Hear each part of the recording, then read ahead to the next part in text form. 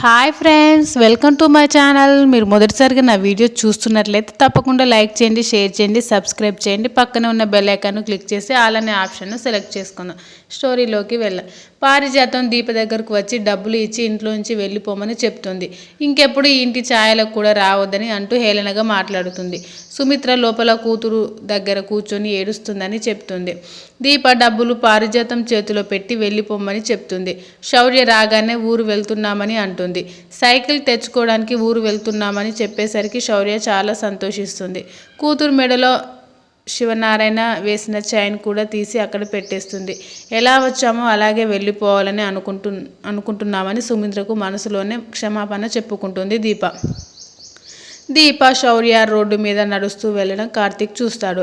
ఎక్కడికి వెళ్తున్నారని శౌర్యని కార్తీక్ అడుగుతాడు. సైకిల్ తెచ్చుకోవడానికి వెళ్తున్నానని శౌర్య అంటే, మరి చెప్పలేదే అంటాడు కార్తీక్. అమ్మమ్మకి చెప్పమని అనేసరికి కార్తీక్ దీప వైపు చూస్తాడు.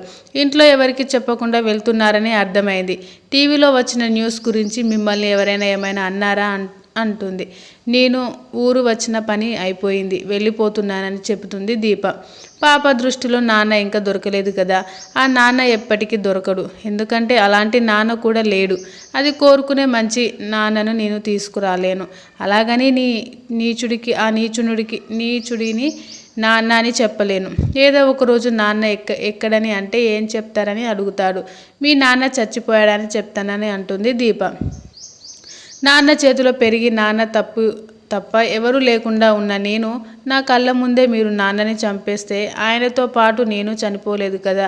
నేను తట్టుకున్నా, అది తట్టుకోలేదా? దాని కళ్ళ ముందుకు వచ్చిన బూచోడు నాన్న అని చెప్తే అది నాన్న అనే పిలుపుని అసహించుకుంటుంది. నన్ను ఎవరో ఏదో అన్నారని కాదు, నా గురించి నేను ఆలోచించుకుని దొంగలా ఎవరికి చెప్పకుండా వెళ్ళిపోతున్నానని అంటుంది. అంత అవసరం ఏంటని అడుగుతాడు కార్తీక్. కారణం మీరే బాబు. మీరు పాపకు ఎంత దూరంగా ఉండమని చెప్తే అంత దగ్గర అవుతున్నారు. అది నా దగ్గర ఉన్న మీ గురించి మాట్లాడేలా చేస్తున్నారు. నిజం దానికి తెలియదు కదా. మీరు దాని మీద చూపించే ప్రేమ నటన అని నా కూతురు ద్వారా నా దృష్టిలో మంచివాడు అనే ప్రయత్నం చేస్తున్నారు. మీకు ఆ అవసరం లేదు. నా తండ్రి తిరిగి రాడు అనేది ఎంత నిజమో, నా తండ్రిని చంపిన మిమ్మల్ని కూడా క్షమించలేను. నేను ఇక్కడే ఉంటే మీరే దాని తండ్రిని చూపిస్తారు ఏమో, లేదంటే అది నా గురించి ఏమైనా అనుకుంటుంది. కార్తీక్ నిజం చెప్పడానికి చూస్తుంటే దీప చెప్పకుండా ఆపేస్తుంది.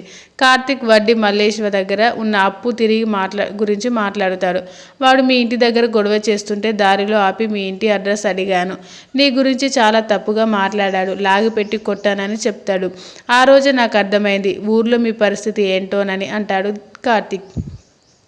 దీప కన్నీళ్లు పెట్టుకుంటూ, నన్ను ఒక మాట అన్నాడని చెంప మీద కొట్టారు, కానీ వాడు నా గుండెల మీద కొట్టాడు. నా ఆడతనాన్ని పంచాయతీ పెట్టాడు.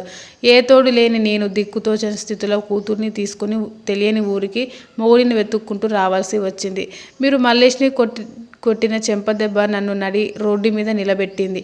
నేను అడగకుండానే ఎంతో సాయం చేశారు. ఇది మంచిదే. కొన్ని నిజాలు తెలిసాయి. ఇక్కడే ఉంటే మీరు నా కూతుర్ని కూడా దూరం చేస్తారు. మీకు కనిపించని విషయం మీరు ఎవరితో చెప్పొద్దని దీప అనేసరికి కార్తీక్ మౌనంగా ఉంటాడు. శౌర్యని తీసుకుని దీప వెళ్ళిపోతుంది. నువ్వు చెప్పింది విన్న తర్వాత నాకు క్షమించమని అడిగే అర్హత కూడా లేదని అర్థమైంది కార్తీక్. ఇక ఆ బాధని జీవితాంతం మోయాల్సిందేనని అనుకుంటాడు కార్తీక్. పోలీసులు ఇంటికి వచ్చి సుమిత్ర మీద దాడి చేసిన వాళ్ళని పట్టుకున్నామని ఐడెంటిఫికేషన్ దీపని రమ్మని చెప్తారు. దీపని పిలవమని జ్యోత్స్నకి చెప్తారు. ఇల్లు గడిపెట్టి ఉండడం, బట్టలు కూడా లేకపోవడం చూసి దీప వెళ్ళిపోయిందని జ్యోత్స్న అర్థం చేసుకుంటుంది. దీప వెళ్ళిపోయిందని సుమిత్ర వాళ్ళకి చెప్తుంది. కబోర్డ్లో చైన్ దొరికిందని చెప్పి ఇస్తుంది.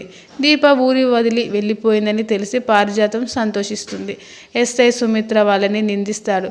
తను వెళ్ళిపోయిందా, మీరే సైలెంట్గా పంపించేశారా అంటాడు ఎస్ఐ గారు. సుమిత్ర గారి మీద ప్రమాదం కేసు, జ్యోత్స్న యాక్సిడెంట్ కేసులో ప్రధాన సాక్షి దీప. మొదటి కేసు మీకు అవసరం కాబట్టి తీసుకొచ్చి ఇంట్లో పెట్టుకున్నారు. రెండో కేసు కూడా మీకు ప్రమాదం కాబట్టి సాక్షిని మాయం చేశారని ఎస్ఐ గారు అంటారు. దీప బాధ్యత మీరే తీసుకున్నారు కదా. మీ కూతురు దాకా వచ్చేసరికి పంపించేశారా అని నోటుకొచ్చినట్లు మాట్లాడుతాడు. కార్తీక్ వచ్చి తనని ఆపుతాడు. దీపను ఎవరు పంపించలేదని, తనే వెళ్ళిపోయిందని కార్తీక్ చెప్తాడు. దీప ఎక్కడ ఉందో తెలుసా అని ఎస్ఐ గారు అడుగుతారు. తెలుసని అంటాడు కార్తీక్. మీరు ఎవరి మీద నిందలు వేయాల్సిన అవసరం లేదు, దీపాన్ని తీసుకొస్తానని కార్తీక్ ఎస్ఐతో చెప్తాడు. అక్కడితో ఈ సీరియల్ ముగింపు. Thanks for watching this video.